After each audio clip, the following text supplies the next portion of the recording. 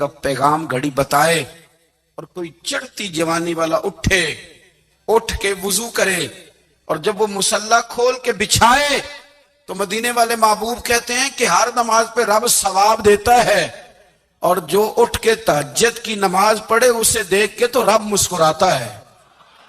जो उसकी शान के लायक है, जो उसकी शान के लायक, वो मुस्कुराता है, खुश होता है कि मेरा बंदा तहज्जुद में उठ गया, वो मुस्कुराता है।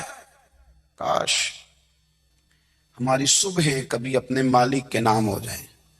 काश के सुबह हजरत अबुल हसन रहमतुल्लाह ताला अलैह हजरत माज इब्ने जबल रदी अल्लाह ताला अन्हु के पास बैठा करते थे। फरमाते हैं उनसे जो प्यार बढ़ा तो फिर मेरा मुसल्ले से भी बढ़ गया। ताबीए फरमाते हैं सहाबी रसूल से मोहब्बत हुई तो जिक्र से भी हो गई, फिर दुरूद शरीफ से भी हो गई। मोहब्बत उनसे बढ़ी तो फिर अल्लाह ने मस्जिद का प्यार भी बढ़ा दिया। आप फरमाते हैं कि मेरी हर वक्त तबीयत चाहती थी कि बस अल्लाह अल्लाह करूं, बस अल्लाह अल्लाह करूं, बस ना मैं जरा थोड़ी जान छुड़ाऊं लोगों से, को 10 मिनट मिले तो मैं कुछ 4 नफल पढ़ लूं, मैं थोड़ा सा ना बचूं लोगों से और मुझे तस्बीह मिले तो मैं ना कुछ 400-500 दफा इस्तिगफार पढ़ूं, सुभान अल्लाह अल्हम्दुलिल्लाह अल्लाहु अकबर ला हौला वला कुव्वता इल्ला बिल्लाह, मैं ना तस्बीहात पढ़ूं। फरमाते हैं कि बच्चे थे घर में 6-7, गुर्बत थी, काम मिलता कोई नहीं था और मैं काम चोर नहीं था, काम ढूंढता था, पर अल्लाह की कुदरत के काम नहीं मिलता था। फरमाते हैं कि मैंने एक दिन अपनी अहलिया से कहा कि आज मैं फिर जाता हूँ काम ढूंढने, तो मेरी बीवी बड़ी फर्मा बरदार थी, पर उस दिन ना गुर्बत के हाथों तंग आके कहने लगी आज ना कोई तू चीज लेके आया तो मुझसे बच्चों की भूख नहीं देखी जाती है। सब रोगां दा रोग मुहम्मद जिसदा नाम गरीबी, कंड बुला के लंघ जाते नहीं दोस्त यार करीबी, आज ना कुछ लेके आया तो मैं बच्चे लेके चली जाऊंगी। शेख फरमाते हैं कि मैं बड़ा परेशान घर से निकला, पर मैंने सुबह से लेके जोर तक काम ढूंढा, काम मिला कोई नहीं। तो मेरे दिल में ख्याल आया चलो काम नहीं मिलता तो अल्लाह अल्लाह तो करे ना, चलो बंदों की मजदूरी नहीं मिलती तो रब करीम की इबादत ही करते हैं। फरमाते हैं कि मैंने ना फुरात के पानी से वुजू किया, नहर के, शदीद धूप थी, साथ रेत थी और रेत तप रही थी। मैंने अपना रुमाल वहीं मुसल्ला के तौर पर बिछा लिया और फरमाते हैं कि जोर से लेकर असर तक नमाज पढ़ी, धूप भी पूरे जोर पे पर मेरे सजदे का जौक भी पूरे जोर पे। फरमाते हैं सूरज भी चमक रहा है और रब की इबादत का जौक भी पूरे जोर पे। मैं सजदा करूं तो फिर मेरा उठाने को जी ना चाहे। मेरे उस्ताद लिखा करते थे, ये उनका शेर है, वो कहा करते थे मुझे सोज दे, मुझे साज दे और मुझे नीम शब का न्याज दे, दमे सजदा खुद को मैं तोड़ दूं, मुझे ऐसा ज़ौक़े नमाज दे। और मैं तेरी बहार का फूल हूं, मैं खिला भी हूं तो तेरे लिए, मुझे मेरी शाख से तोड़ ले, मुझे अपनी जुल्फ का नाज दे। भाई फरमाते हैं कि असर तक मैंने नफल पढ़े, दिल ढलने लगा, असर की नमाज पढ़ी और मैं वहां से चला। अब मैं जब निकलने लगा तो दिल में ख्याल आया कि छोटी छोटी दीवारें हैं घर की, बगैर कुछ लिए जाऊंगा तो बीवी दूर से देखेगी तो शोर करेगी कि फिर खाली हाथ आ गया है। कहते मैंने अपने उसी रुमाल में जिसमें मैंने नमाज पढ़ी थी ना, रुमाल में किया कि दे पंजाबी जो साफा कहते हैं, उसी में ना मैंने कुछ रेत भर ली कि वो दूर से देखेगी तो समझेगी कुछ लेके आया है, चलो जाके उसे बता दूंगा कि आज फिर मजदूरी नहीं मिली। कहते हैं वो रेत लेकर जब मैं घर में गया तो पहले बीवी दरवाजे पे खड़ी होती थी, पूछती थी खाली हाथ आ गए हो, आज मैंने देखा तो है ही कोई नहीं। फरमाते मैं अंदर दाखिल हुआ, सलाम लिए, कोने में मैंने वो रुमाल रख दिया और मैंने आवाज दी कि भली मानस कहाँ हो? तो वो कहने लगी आप मुंह हाथ धो ले, मैं रोटी लेके आई। मैंने कहा रोटी कहां से आ गई, यहां तो कई दिनों के फाके, तो कई दिनों की गुर्बत है, यहां तो इस घर में तो फकीरी है। फरमाते हैं कि वो रोटी लेके आई और उस वक्त की जो मौजूदा नेमतें थी, समझ ले सलाद अचार हर चीज साथ लाई। मैंने कहा कि बच्चे कहाँ गए? कहने लगी वो खाना खा के खेलने गए, आप खाना खा लें आ जाते। खाना उसने चुन दिया। मैंने हैरत अंगेज लहजे में सारी नेमतें अपने दस्तरखान पे देख करके बीवी से पूछा, ये कहां से आया खाना, बच्चों को तूने कहां से खाना खिलाया, ये सारा कुछ कैसा है? तो कहने लगी, पता नहीं आज आप किस करीम की मजदूरी करने चले गए थे, पता नहीं किस करीम की, मेरे घर में तो इतनी नेमतें आई हैं कि मुझसे संभाली नहीं जा रही, इतना अनाज है, इतना गंदुम है, किस करीम के दरवाजे आज चले गए थे? ये कहते कहते वो उठी और उठ करके कहने लगी, पहले बड़ा कुछ आया था, अब क्या ले आए हो? और जा करके ना उसने वो रेत वाला रुमाल खोला, कहने लगे, मैं तो लेके आया था रेत, तो मेरे रब ने उसे भी सोने और हीरे बना दिया था। जब आपकी तवज्जो अल्लाह की जानी, मेरे नबी पाक सल्लल्लाहु ताला अलैहि वसल्लम ने फरमाया, हर चीज अपने रब से मांग, हर चीज मांग, हर चीज मांग। या रसूलल्लाह क्या कुछ? मेरे महबूब ने फरमाया, तेरे घर में नमक भी खत्म हो जाए तो वो भी अपने रब से मांगा कर, तू मांगना, वो तुझे देगा, तू उसकी बारगाह में कशकोले तलब दराज तो करना। और तिरमिजी शरीफ में अजीब लफ्ज है, रसूल कायनात ने फरमाया, रब करीम फरमाते हैं, जब मेरा बंदा हाथ उठाता है ना तो मुझे हया आती है कि मैं खाली कैसे लौटा दूं इसके, इतने बड़े बादशाह की बारगाह में। ओ भाई, लोगों से इज्जतें तलाश करते हो तो वो क्या तुम्हें इज्जत देंगे? वो तो कल अच्छा कहते हैं, परसों बुरा कहने लग जाते हैं। लोगों के सामने गुड बुक में आना चाहोगे तो वो तो सवेरे तुम्हारे बारे में कुछ कहेंगे, शाम कुछ और कहेंगे। अपनी रूहानी जिंदगी आबाद करें, अपने मुसल्ले को वक्त दें और दुनिया से छुप कर, इस मोबाइल को बंद करके और अपने आप से भी छुप के और तन्हा होके छुपा के सारा कुछ अपने आंसू अपने रब की बारगाह में पेश करें, उसके हुजूर हाजिरी दें। सुनो ना तिरमिजी की हदीस और इसे याद रखना, नबी पाक अलैहिस्सलाम ने फरमाया, अपने दुख लोगों के सामने ना बयान करना, सेठों नवाबों को ना बताते फिरना, दुनियादारों के सामने जाके ना रोना कि मैं तकलीफ में हूं। पर मैं अगर दुनियादारों को दुख बताओगे, रब तुम्हें कभी गनी नहीं करेगा। और लोग हैं कि उल्टा मजाक उड़ाएंगे आपकी, जिससे बड़ी पक्की यारी है ना, पक्की, वो तब तक पक्की है जब तक आपने 50,000 मांगा नहीं। और जिस वक्त आपने कह दिया कि मैं मजबूर हूं, मेरी मदद कर, तो फिर खत्म हो गई दोस्ती। लोगों के ताल्लुकात आपके साथ तब तक हैं जब तक आप उनसे कोई जरूरत वाबस्ता नहीं करते। करीम महबूब फरमाने लगे, बंदों के सामने दुख ना बयान करना, अल्लाह तुझे कभी गनी नहीं करेगा। तो अपने दुख अपने रब को बता, तू दुआएं मांग, तू उसकी बारगाह में हाजिर हो, तू उसके हुजूर अर्ज कर। फरमाया, अपने दुख अपने रब को बता, वो जल्दी करे या देर से करे, तुझे सारी दुनिया से बेनियाज कर देगा, तुझे किसी का मोहताज नहीं रहने देगा। अपने मुसल्ले को, अपनी दुआओं, एक बुजुर्ग फरमाते, मैंने दुआ मांगने का तरीका अपनी बीवी से सीखा, दुआ मांगने का तरीका अपनी, सीखने वाले तो अपने बच्चों से भी सीख लेते हैं, सीखने वाले तो हर एक से सीखते हैं। वो कहते हैं, मैंने दुआ मांगने का सलीका अपनी बीवी से सीखा है। हजरत वो किस तरह? फरमाने लगे, मेरी बीवी ने ना मुझे कोई काम बताया, कुछ पैसों की जरूरत के लिए कहा, तो मैंने उसे कहा कि भाई अभी मेरे पास नहीं है, कुछ दिनों में आते हैं तो मैं दे दूंगा। औरतों की आदत होती है, वो बार बार याद कराती हैं। 2-4 दिनों के बाद फिर उसने कहा, हजरत वो मैंने कहा था कुछ पैसे, मैंने उसे कहा कि अभी मेरे पास नहीं है, कुछ दिनों में मिलते हैं तो मैं तुम्हें दे दूंगा। उसने कुछ दिनों के बाद फिर कहा, हुजूर वो मैंने कुछ पैसे कहे थे। फरमाते, मैंने डांट दिया, मैंने कहा कि क्या तू रोज मुझे शर्मिंदा करती है, कहा ना मेरे पास नहीं है, होंगे तो दे दूंगा, तू रोज याद कराती है। फरमाते, उसने पहले तो मेरी डांट को सहा, फिर मेरे सख्त जुमलों ने उसकी आंखों में आंसू पैदा कर दिए, फिर उसने अपने आंचल में अपने उस दुख को समेटा और फिर उसने एक जुमला कहा तो मैं रो पड़ा और मुझे अपने रब से मांगने का तरीका आ गया। मुझे कहने लगी, हजरत जी आपने डांट दिया, मैंने सह लिया, पर आप ही मेरे शौहर हैं, बताएं ना, आपसे न कहूं तो मैं किस से जाके कहूं। फरमाते, मैं रो पड़ा और मैं खुल के रोया और मैं तड़प के रोया और फिर मेरी सिसकियां बंद गईं। तो मुझे कहने लगी, आपको क्या हुआ? मैंने कहा, मुझे भी दुआ मांगनी आ गई है। जब मैं उसे कहूंगा ना, अल्लाह तू ही मेरा रब है, मैं तुझसे न कहूं तो मैं किससे जाके कहूं, मैं क्यों किसी बंदे से सवाल करूं, मैं क्यों किसी दुनियादार से कहूं। मैं तेरे बंदों का, नेक बंदों का वसीला लेके, तेरे महबूब की गुलामी लेके तेरी बारगाह में आया। तुझसे ना मांगूं तो किससे मांगूं। समझ आ गई है, जब मैं इस रंग में मांगूंगा तो फिर रब मेरे ऊपर बड़ा ही फजल फरमाएगा, वो मेरे ऊपर बड़ी रहमत करेगा, वो मेरे लिए आसानियां करे। अजीज दोस्तों, हम इस तरह करने लग गए हैं कि हमने ना अपने ताल्लुकात पर एतमाद करना शुरू कर दिया है। मेरे ताल्लुकात बहुत हैं। हमने अपनी दौलत पर एतमाद करना शुरू कर दिया है, मेरे पास दौलत बहुत है।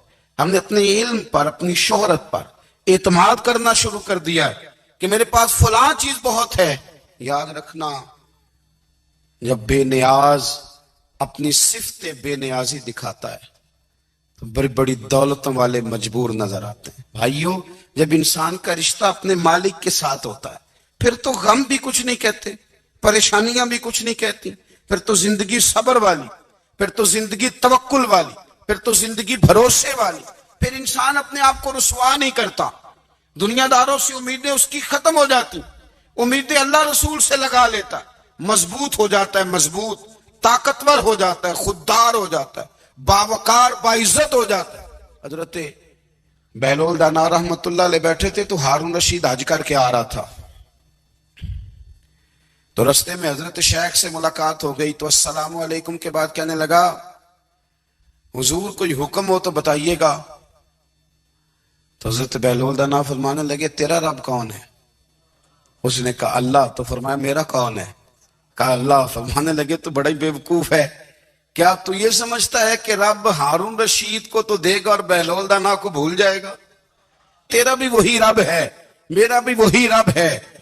उसने अगर तुझे दे के आजमाया है तो हो सकता है मुझे ना दे के आजमा रहा हो। जब उसकी हिकमत के तकाजे होंगे तो अता करेगा और देगा। तू जा अपना काम कर। भाई, अपनी रूहानी जिंदगी, अपनी इबादत, अपने वज़ाइफ, अपने रोजमर्रा के मामलात, अपनी दुआएं, अपना इस्तिगफार। देखो, कोई मुश्किल काम तो नहीं, 2 रुकू हैं सूरह वाक़िया की, अगर रात को पढ़ ली जाए तो। मैं किस तरह ये बात बयान करूं कि तवीज बांटना आसान है और वजीफा बताना मुश्किल है। सारा दिन तवीज बांटें तो लोग लेने को तैयार है, और अगर आप वजीफा बताएं तो कहते हैं तो मुश्किल काम है। ओ खुदा के बंदे, अगर आपका ताल्लुक कुरान पाक के साथ मजबूत हो, कुरान पाक के साथ अगर आपका रिश्ता हो, लोग सिफारिशें ढूंढते हैं ना दुनिया में, कोई ताल्लुक मिल जाए तो मेरा काम हो जाए। दुनिया में इतना मुश्किल मामला है, आखिरत में मुझे बताइएगा कितना मुश्किल मामला होगा। मेरे नबी पाक सल्लल्लाहु ताला अलैहि वसल्लम ने फरमाया, जो लोग सूरह मुल्क पढ़ा करते थे ना, सूरह मुल्क, ये सूरत मुल्क क़यामत में उनकी सिफारिश करेगी और इस तरह करेगी कि कहेगी, ऐ अल्लाह, यहाँ इस बंदे को जन्नत में दाखिल कर दे या मुझे कुरान पाक से अलहदा कर दे। तो रब फरमाएगा, जा इसका दामन थाम के इसे जन्नत तक पहुंचाया। आप बात को समझे, जब आपके ताल्लुकात अपने मामलात के साथ मजबूत होंगे, ये नबी करीम ने वादा किया है कि तू सूरत वाक़िया पढ़, तेरे घर में फाका नहीं आएगा। हजरत अब्दुल्ला इब्न मसूद रदी अल्लाह तआला अन्हु बीमार थे, तो हजरत उस्मान गनी रदी अल्लाह तआला अन्हु तीमारदारी के लिए तशरीफ ले गए और जाकर के कहा कि आप बड़े बीमार हैं, आपकी बेटियां ज्यादा हैं, मैं चाहता हूं कि खजाने में से कुछ मदद करूं। तो सैयदना अब्दुल्ला इब्न मसूद रदी अल्लाह तआला अन्हु उठ के बैठ गए और कहने लगे, अमीरुल मोमिनीन, अल्लाह आपको मेरी तरफ से, मेरी बेटियों की तरफ से बेहतर सिला दे। मेरी बेटियों को किसी खजाने की जरूरत नहीं, मैंने उन्हें खजाना दे दिया है। कहा, जनाब आपने कौन सा खजाना दिया है, मैं आपके माली मामलात को जानता हूं। तो फरमाने लगे, अमीरुल मोमिनीन, मेरे नबी करीम ने फरमाया है, जो सूरत वाक़िया पढ़े उसे कभी फाका नहीं आता। मैंने बेटियों को याद करा दी है, ये खजाना मैंने उन्हें दे दिया है। वो सारे वालिदैन सुने जो बेटियों के लिए परेशान रहते हैं। हजरत अब्दुल्ला इब्ने मसूद नसीहत कर रहे हैं, फरमाने लगे, मैंने सूरत वाक़िया याद भी करा दी है, पढ़ने की आदत भी डाल दी है। हुजूर ने फरमाया है, जो सूरत वाक़िया पढ़े उसे फाका नहीं आता। कहने लगे, चांद तो अपनी जगह छोड़ सकता है, सूरज गिर सकता है, तारे टूट सकते हैं, पर मदीने वाले रसूल की बात गलत नहीं हो सकती। हुजूर ने फरमाया, फाका नहीं आएगा तो इंशाअल्लाह कभी भी नहीं आएगा। करने का काम यह है कि हम अपने मामलात, अपनी इबादत, अपनी दुआएं, कभी 10 मिनट आदत हो जाए ना दुआ मांगने की, अलहदा से रात को हुजूर ने फरमाया जो फर्ज नमाज के बाद दुआ मांगे अल्लाह उसकी कबूल कर लेता है। नबी पाक सल्लल्लाहु ताला अलैहि वसल्लम ने फरमाया अल्लाह मुसाफिर की दुआ कबूल फरमाता है। हुजूर ने फरमाया अल्लाह मजलूम की दुआ कबूल फरमाता है। हुजूर ने फरमाया बीमार से दुआ कराओ अल्लाह उसकी दुआ कबूल फरमाता है। मेरे नबी पाक ने फरमाया माँ बाप जब भी औलाद के लिए हाथ उठाएं, वैसे तो बुल्ले शाह तो आसमानी उड़ दिया ही फड़ दें, जेड़ा घर बैठा उन्होंने बढ़िया ही नहीं। हुजूर फरमाने लगे माँ बाप जब भी औलाद के लिए दुआ फरमाए अल्लाह उनकी दुआ को कबूल करता है। आप अपना ताल्लुक बनाएं दुआ के साथ, इबादत के साथ, मुसल्ले के साथ रिश्ता बनाएं, इस्तिगफार पढ़ें। सलाहुद्दीन अय्यूबी सलेबी जंगों में थे, रात को मस्जिद अक्सा में नमाज पढ़ी तो परेशान थे। एक बुजुर्ग से मुलाकात हुई तो वो कहने लगे कि आप बड़े परेशान हैं। कहने लगे हुजूर परेशान इसलिए हूं कि पहले ही मुसलमान कमजोर है, अब मैंने सुना है दुश्मन का एक बहरी बेड़ा वो जंगी सामान से भरा हुआ आ रहा है, तो अब उनके पास और तलवारें और नेज़े आ जाएंगे, मुसलमानों के पास पहले ही वसाइल की कमी है, परेशान हूं किस तरह करके मुकाबला करेंगे। ये बात कहते ही सलाहुद्दीन अय्यूबी ने बुजुर्गों से कहा हुजूर आप भी दुआ करना, दुआ की बड़ी ताकत है। मेरे नबी पाक ने फरमाया दुआ मोमिन का हथियार है, दुआ मोमिन का। हुजूर ने फरमाया तकदीर को स्वाए दुआ के कोई चीज नहीं बदल सकती। दुआ मोमिन का हथियार है, ये काफिर के पास कोई नहीं, ये हथियार है मोमिन का। अल्लाह करे आपको समझ आए, फिर सुने कई बार कह चुका हूं, ये हथियार है।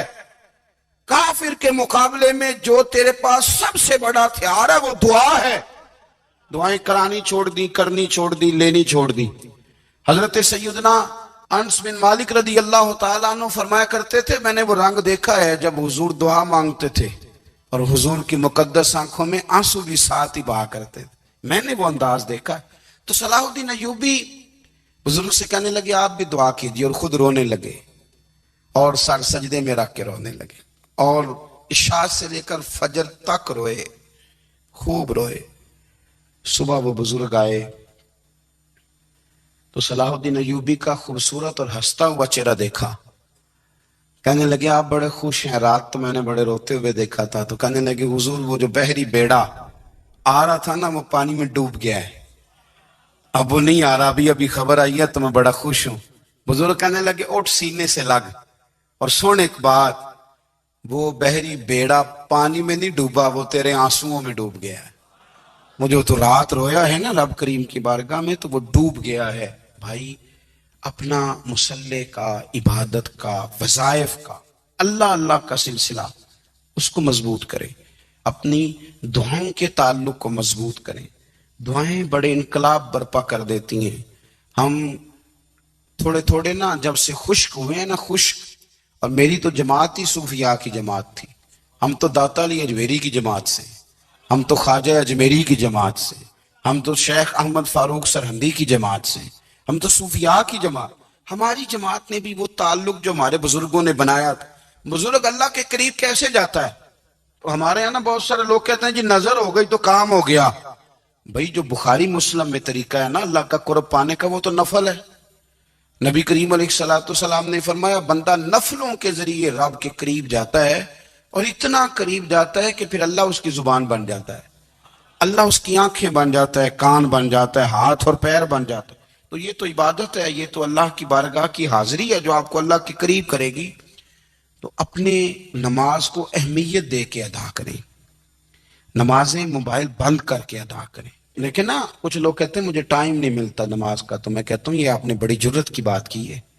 मुझे को मेरा पीर भाई कह देना मेरे पास टाइम नहीं है आपको मिलने का, तो मैं कहता हूँ आज के बाद आना ही ना। मैं तू क्या समझता है, तू बहुत बड़ा आदमी है, तेरे पास टाइम नहीं है और हमें मिलने का टाइम, मौज कर। तो आपने अल्लाह रसूल को कह दिया टाइम नहीं।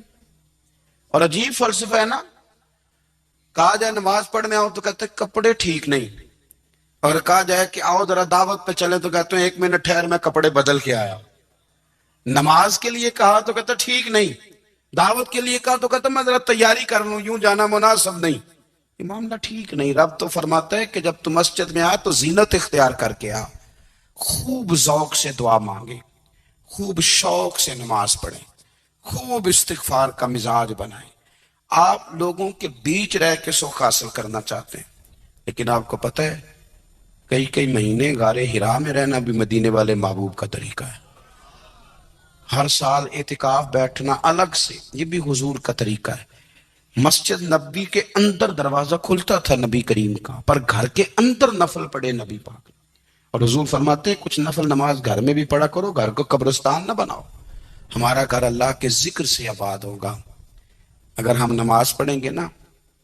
मैं जब सुन्नत पढ़ने के लिए घर में खड़ा होता हूं तो मेरा जो 2.5-3 साल का बेटा है ना, वो भी मेरे साथ नमाज पढ़नी शुरू कर दे। उसे पता कोई नहीं नमाज क्या होती है, लेकिन वो भी ना सजदा ना भी करना है तो साथ लेट जरूर जाता है।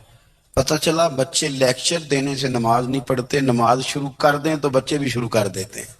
हम जब परेशान होते हैं तो लेक्चर देते हैं, तो लेक्चर तो बाहर शायद चल जाए, घर में कैसे चलेगा? घर में तो अमल चलेगा।